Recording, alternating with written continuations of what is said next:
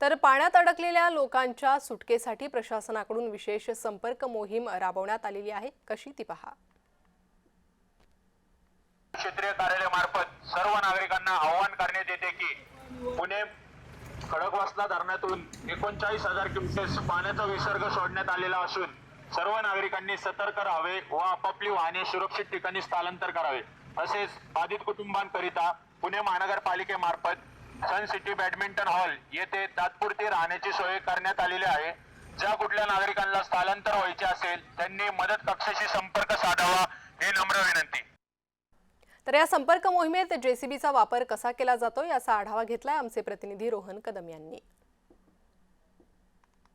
पुण्यातील एकतानगर सोसायटीमध्ये आपण आता आहोत आणि एकतानगर सोसायटीमधल्या अनेक इमारती ज्या आहेत त्या सध्या पाण्याखाली पाहायला मिळत आहेत। अगदी बेसमेंट आणि पहिल्या मजल्यापर्यंत पाणी टेकतंय की काय अशा प्रकारची परिस्थिती निर्माण झालेली आहे। या सगळ्या ज्या रहिवासी आहेत यांना सूचित केलं जात आहे की नेमका पाण्याचा विसर्ग जो आहे तो सध्या किती केला जातोय आणि त्यांना जर का मदतीची गरज पडली तर नेमकं काय करावं लागणार आहे सांगितलं जातंय। नेमकं काय तुमच्याकडून सूचना दिल्या जात आहेत आणि लोक ऐकतायत का?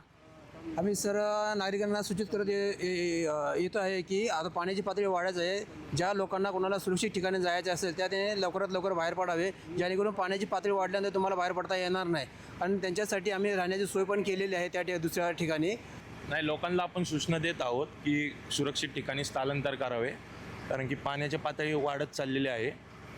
अगदी आपण पाहतोय की काका तिथून चाललेत, अगदी गुडघ्याच्या वरती पाणी जे आहे ते सध्याच्या घडीला इथे आहे आणि त्यामुळेच यांना जे आहे ते वरच्या लोकांना सूचना द्याव्यासाठी असा जेसीबीचा वापर जो आहे उपयोग जो आहे तो करावा लागतोय। कारण का ज्या पद्धतीने पाणी वाढतंय त्यामुळे मोठ्या प्रमाणामध्ये या सगळ्या एकतानगर सोसायटीमध्ये जे आहे ते पाणी आलेलं पाहायला मिळतं आणि आता ही जेसीबी जी आहे तो हळूहळू पुढे जातोय आणि प्रत्येक सोसायटीतील नागरिकांना जे आहे ते सांगितलं जात आहे की दक्षता घ्या आणि दक्षता घेत असताना जर काही मदत लागली तर आम्हाशी संपर्क करा अशा प्रकारचं आव्हान जे आहे ते या सगळ्यांकडून केलेलं पाहायला मिळतंय। कॅमेरा पर्सन दीप मिश्रासह रोहन कदम, जय महाराष्ट्र न्यूज पुणे।